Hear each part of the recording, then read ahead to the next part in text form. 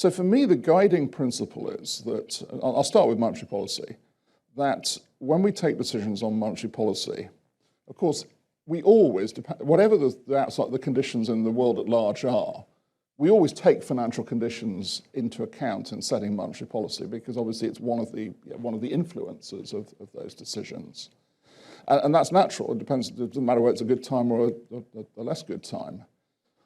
What we shouldn't be doing is saying we've got such a problem with financial stability that we have to, in a sense, aim off a decision on monetary policy which is taken with, obviously, with our inflation target in primary view, because of conditions in financial stability. I think to go that step further, it's one thing to say we always take financial conditions into account, but it's another step to say, and in those situations of stress, let's say, we have to aim off monetary policy because we're concerned about the stability of the financial system.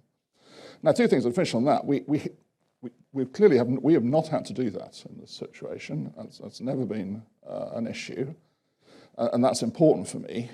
The second thing I would say is that there's an intermediary step as well, which is that we have tools of macro-prudential policy, which we can use to address financial stability concerns, credit concerns. So an obvious one is that if we felt it was appropriate, we would lower the counter-cyclical capital buffer as a first step. So that's, again, a set of particular tools that we've developed for financial stability, which are there to address those issues, rather than having to say, let's go straight to interest rates and do something different with interest rates. And I think that's very important.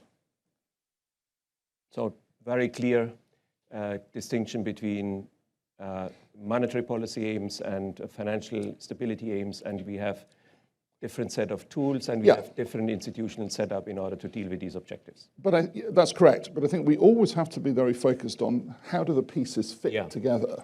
So how do we sort of bring these various pieces of policy making into alignment so that they work together? Let me move to another topic. What are the early lessons from the Bank of England's quantitative tightening implementation, and how do you see the interaction between the policy rate hikes and the BOE's balance sheet reduction? What is your envisioned endpoint for the BOE's balance sheet, and how do you see this in comparison with the Fed and the ECB? Well, start with two big points on this, I think. First of all, we've been very clear that we do not regard quantitative tightening as our active monetary policy tool. What I mean by that, and it sort of comes back to what I was saying a few minutes ago, is it's operating in the background. We've been very clear that we will use it continuously, but since we think that the effects of quantitative easing were state contingent, if we got into stressed market conditions, it is an option for us to suspend quantitative tightening. And by the way, of course, last October, we actually delayed the start of it because we felt we were in those sorts of conditions. So we want it to operate in the background, not as the primary tool. And then, as I was saying a few moments ago, obviously any impact it has on credit conditions, on financial conditions, will come through naturally through financial conditions, through market prices and so on, and we'll take it into account through that channel as we always would. That's the first thing. The second thing I think is a really interesting question is, of course, as you rightly said, where's it all going to in that sense? Now, I think there's an important point to make here. Monetary policy in respect of quantitative easing operated both through the interest rate channel and the asset channel. But monetary policy also operates, of course, on the liability side of the central bank balance sheet, because we effectively transmit it at the start of the transmission mechanism through the rate we pay on reserves held in reserve accounts at the Bank of England. But those reserve accounts are also critical for financial stability, because the liquidity buffers that banks now hold, they are an important element of the stock of high-quality liquidity. So if you take the major UK banks at the moment, there's about £1.5 trillion of liquidity coverage ratio high-quality assets, of which currently somewhere, I think, between 800 and 900 billion is reserves and cash. Now, two things I'll say about that. One thing, the reserve levels from a financial stability point of view were far too low prior to the financial crisis. I mean, we had reserve levels that were down in the sort of, I think, if I remember right, about 30 billion or something at one point. And of course, what that meant was that the financial crisis was, I think, made more difficult because the banks did not have adequate liquidity buffers, an important part of which is reserve accounts. Now, I give that a bit of history because I think that when we consider today what the steady state level of reserves is in the system, it's much higher than it was pre-crisis. So we're not going back to the pre-crisis position. Another way of saying that is part of the QE that we have done, actually we would have had to expand the central bank balance sheet anyway because of this need to increase reserves for financial stability reasons. Now, you can rightly say to me, so where's the target then? And the answer is, well, we don't know actually where it's going to settle at, because that depends upon what you might call the equilibrium level of reserves. All I would say is I think it's going to be substantially higher than it was pre-crisis, and it's going to be clearly lower than it is today. But where it is, and of course it can vary over time as well, it's not a fixed number. Now, the final element of the piece is, and what would be the composition of your assets on the central bank balance sheet in that steady state world, because it doesn't have to be the same as it is today. I would imagine that we would have a larger stock of repo assets that we would turn over at higher frequency, and then probably some stock of steady state assets that we would also have. So, we're heading in that direction. But a key point to make is that the quantitative tightening process is going to bring the Bank of England's balance sheet down. It will bring it down to whatever that equilibrium level is. We may well take it on beyond that to give the headroom for a stock of repo assets. But it's not going down to where it was, in my view, it's not going down to where it was pre-crisis. And we're obviously going to have to watch very carefully for when we hit that resistance point. And that's, by the way, why when we started quantitative tightening, we also reintroduced a standing repo facility.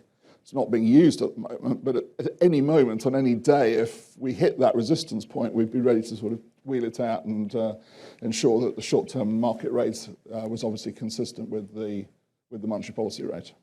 So rolling off in the background, not a primary policy tool. To some extent, learning by doing, because that's something we haven't really done before. And we don't know what the impact is on the functioning of the financial market and monetary transmission. Well, on that point, I mean, we watch it very carefully because we do not want it to have a detrimental effect on functioning of markets and the functioning of monetary transmission. Now, our markets team watch this every day, and they report to me every day pretty much on where we are.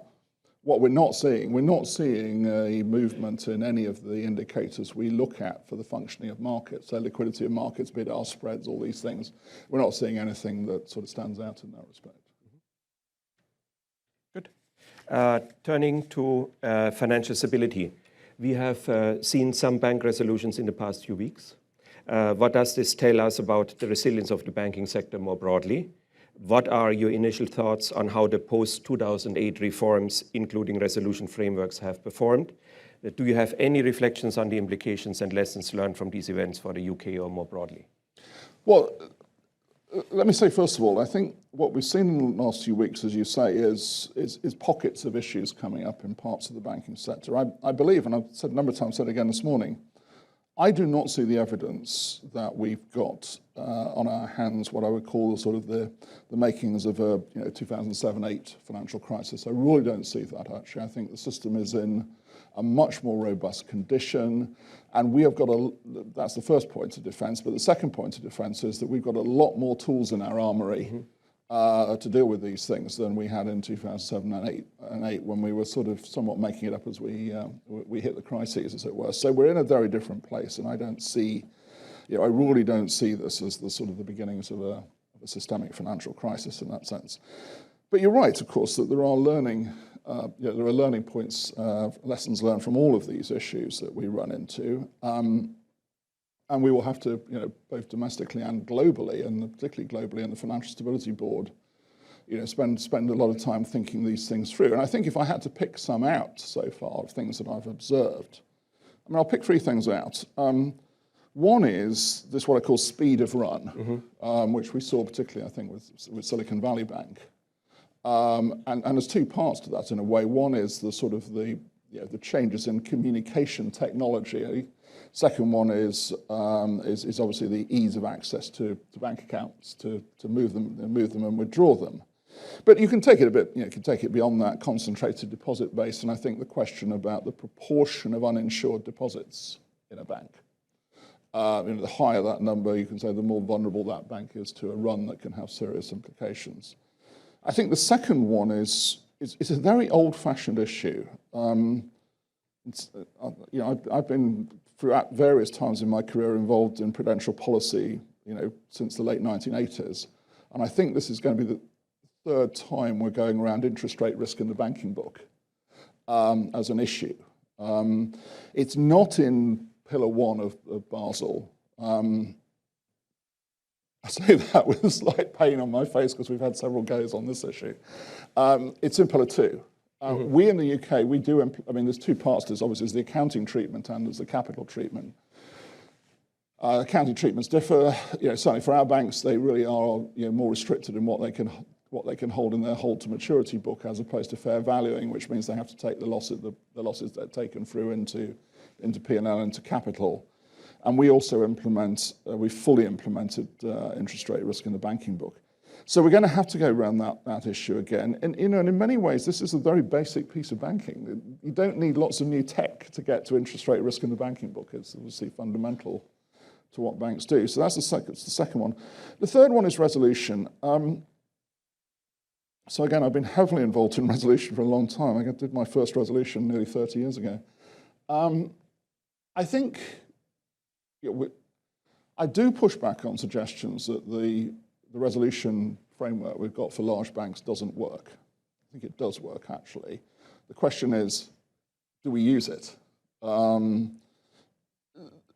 There is also, and let me say, because I really don't criticise, on this, because I know how difficult it is to do these things. The resolution framework is a playbook, to use a sort of sporting analogy for a moment, and you can choose how to use that playbook, and I think we must give authorities the credit to allow them to choose how to use that playbook.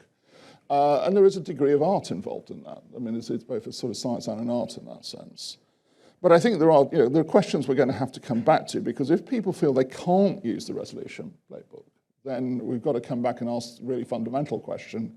We've just spent 10 years or more developing this thing. Is it the right thing? I think it is, actually. But I think that another issue we've then got is the question of, for smaller banks, where they're not issuing eligible liabilities because they don't issue in the market, so they're not increasing their sort of their wedge of loss-bearing of liabilities. How the deposits protection limits work, and this comes back to the uninsured deposit points. And frankly, I think you have to ask the hard question. Are uninsured deposits going to bear losses or not? And if they're not, and I'm not presuming that, but this issue comes up, then you have to think very hard, well, how do you resolve the bank? Mm-hmm. You mentioned the speed of deposit withdrawals using current technology, but it was also the speed of market contagion, translating these problems to Europe. For a standard banking type problem which you have during normalization, so Europe was equalized to the situation in the US. Any thoughts on how one could deal with this kind of market contagion and avoid it? I think, there are some issues around market structure. The CDS market is an extremely, illiquid market. And I think, if you ask many people, I think, in the business and said to them, do you think CDS really reflects a sort of underlying sort of true sense of risk? I think they'd be quite skeptical. But I think there's another important part to that, and so where we come in as authorities, and I think it's to do with communication. I do think that there are times when we have to communicate our view on the system. And I'll say two things on this. Well, first thing is that I think we have to do what I call fact-based reassurance. I think you just coming out and saying, don't worry, it's all fine. there's a few journalists laughing in the audience at this point. It doesn't go down terribly well for good reasons. I'm sort of pretty much in the same place. So I think you have to do what I call fact-based. You have to say, look, here's the fact. Here's the facts. Here's the facts as we see them. The key facts of the system as we see it. And then the second point is, and this is the sort of, where you've got to sort of turn the mirror back on yourself. If when you say, well, I'm going to set these facts out, and if when you say, well, here the facts are, this is what I'm going to say, and it's all right. If you get to that point and you say, well, that doesn't look so good, does it? Then you know that you've actually just communication isn't going to do it. You're going to have to do something. That's a really hard wake-up call at that point, I think. So you're going to have to take some action. So I do think, how we do communication, what we communicate, so fact-based communication, and what lessons and messages we take from those facts is very important. While the stress has been in the banking sector, a significant focus of financial stability analysis and international policy work has been on non-bank financial intermediaries. Yeah. What do you see as key linkages between banks and non-banks in the present conjuncture? And what are the common themes in your view between recent banking sector stresses and previous stress episodes involving non-bank financial intermediaries, including the LDI crisis, which you had to manage? Well, I think first of all, one of the things I would say, having had some these experiences with banks in the last few weeks, I think it's vital that we don't let our agenda on non-banks become sidelined or in some sense relegated by virtue of some issues coming up in the banking world, because the agenda on non-banks is crucial. I chair the Supervision Regulation Committee of the Global Financial Stability Board, and our agenda is absolutely full with the non-bank world. We're going to find some time to do some other things, but and we've got to keep on doing that. So all the work on money market funds, on open-ended funds, on crypto, on stable coins, all of this stuff has to go on. And I think what we've seen, first of all, I would say that the challenge with the non-bank world is what I call the breadth and the depth challenge. Mm-hmm. It's a huge landscape. It's got bigger post-financial crisis. I don't think that's particularly surprising in terms of the relative terms, because one of the consequences of regulating the banks more post-financial crisis has probably been to sort of change the balance of intermediation. It's actually also pretty heterogeneous. It's not the non-bank world, that is. It's not a homogeneous landscape. That's the breadth part to it. The depth part to it is that what we've learned is that, some of these problems can blow up in fairly small pockets of that world, but they have the ability to spread in ways that, we didn't necessarily initially predict.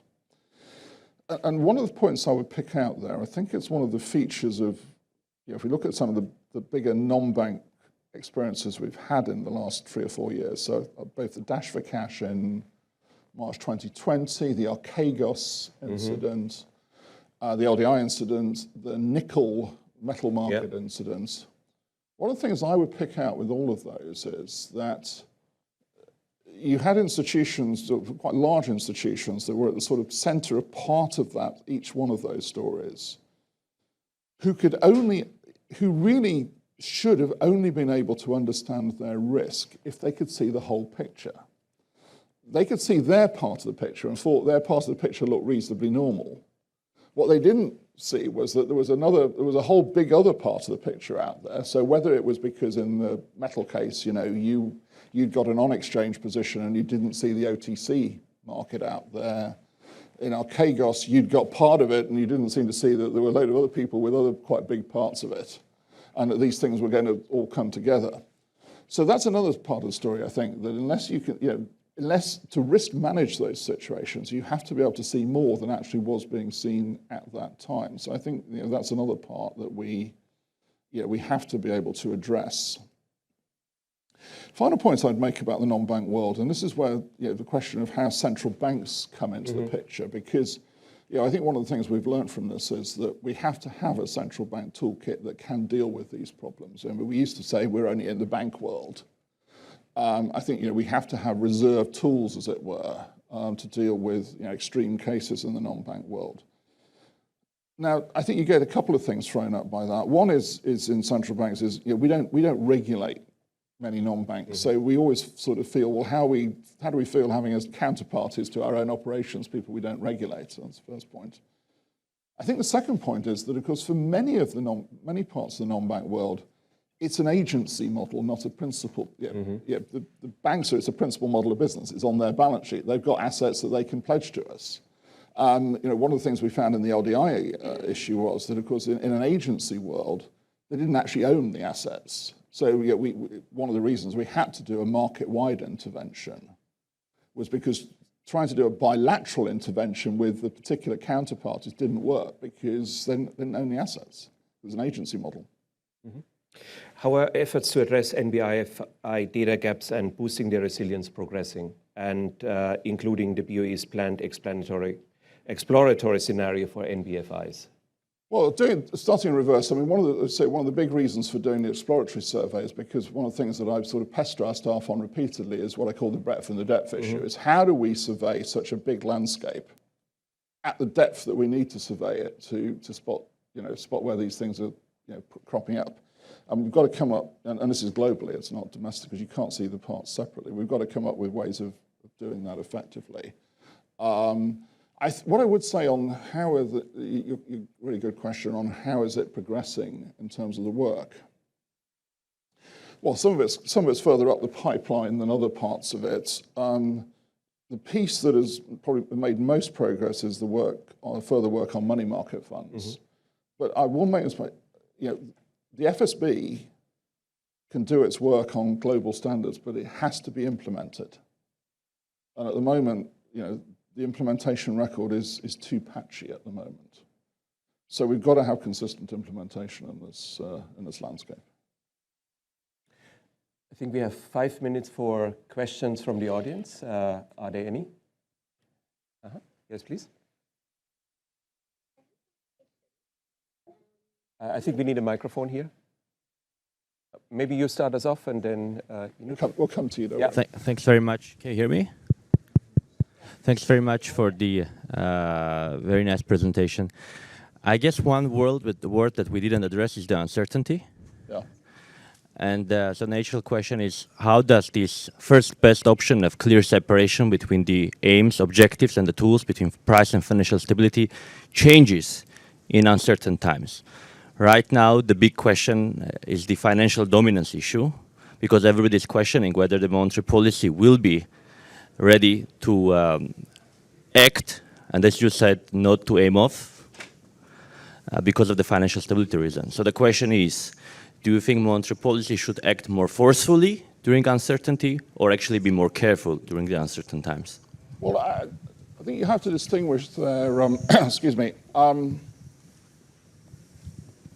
uncertainty about the general economic conditions that we face, and therefore about the range of potential inflation outturns, and uncertainty about the financial system. I think, again, I would keep those two sort of distinct in terms of the tools we use, because I think that's appropriate. So in a way, we should address uncertainty in those worlds just the same as we address the sort of, in a sense, the sort of center of the distribution. So in the monetary policy world, we spend a lot of time on uncertainty. We publish fan charts which attempt to convey some of the sense of uncertainty. And at the moment, I would just say in terms of both the distribution of uncertainty and the distribution of risk, for instance, we've got the biggest upside, we've got the biggest skew on inflation, I think, either way, in the history of the MPC, which is now over 25 years. So the upside risk on inflation further out on the fan chart is the largest. And that, of course, then, that's the forecast. We then have to use that that's just one tool in our decision-making process. But how each of us thinks about conveying that, turning that uncertainty into a policy decision is obviously something we go through. On the financial stability side, I think it's crucial. I mean, it's a very good point you make. If we are highly uncertain about our assessment of the system, then we've got to take measures that, take that into account within the world of financial stability. I mean, it would certainly in the prudential world, macro and micro, if we were facing that situation, I would want to be more aggressive in terms of the financial stability measures that we take to reflect that. Sorry, I hope I'm not being drowned out by the noise. No, I think we can hear you. Yeah. Inutu. I have one question. During COVID, there was a lot of forbearance by countries. So the credit risk, the quality of loans, we really don't know the quality of those loans because some of them were actually restructured. And now that interest rates are going up, they're not just affecting the banks, they're affecting the banks through duration risk, but they'll also affect the corporates. So we're going to have a double whammy in terms of credit risk as well as duration risk. So if we have that combination and we have the financial stability, can we really still separate, to the extent that monetary policy transmits through financial institutions? Will we not be in a position where we have to pay attention to financial stability to actually influence monetary policy?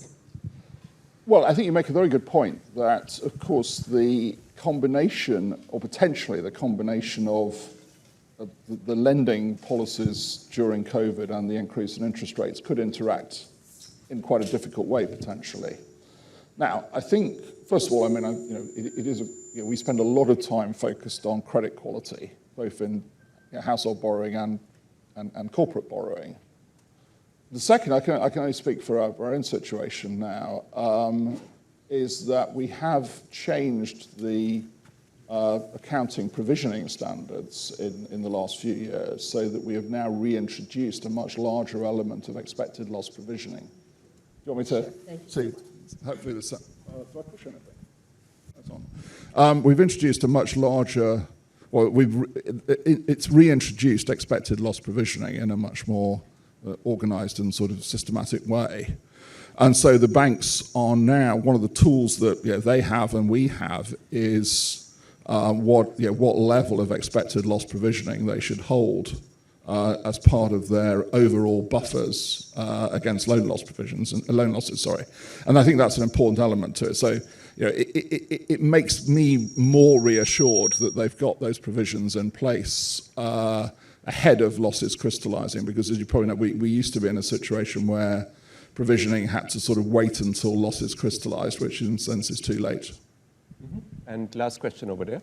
Hi, Danai Kapulu, London School of Economics. You said that you don't see evidence that we're in the makings of another 2008, that this time is different and we have more tools in the armory. You also spoke about fact-based reassurance. Which facts, if they were true, would make you change your mind and be more worried?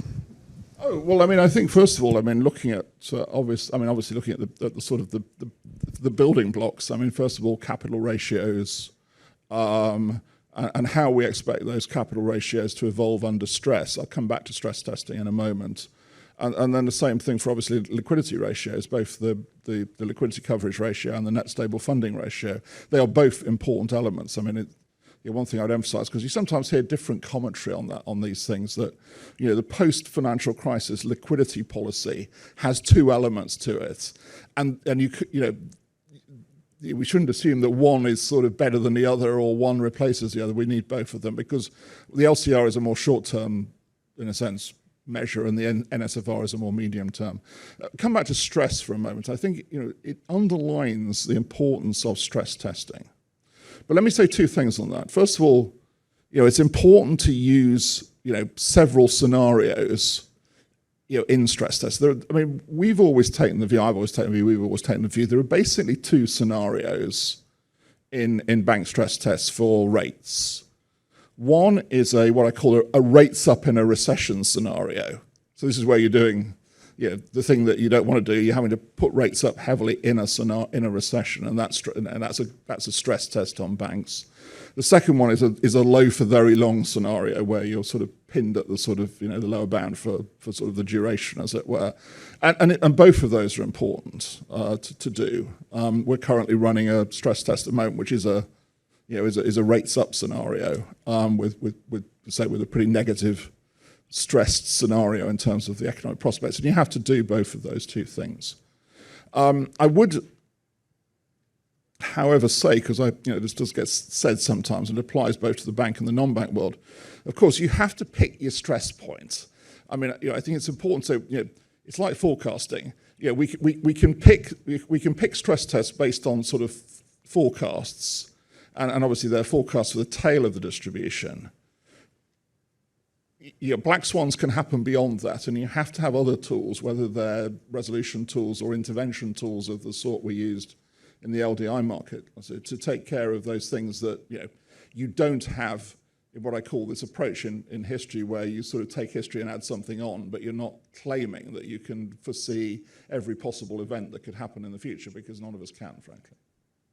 Mm-hmm. Good. Thank you very much, Andrew, for all your insights. Thank you for all of you attending, and a big round of applause, please, for Andrew.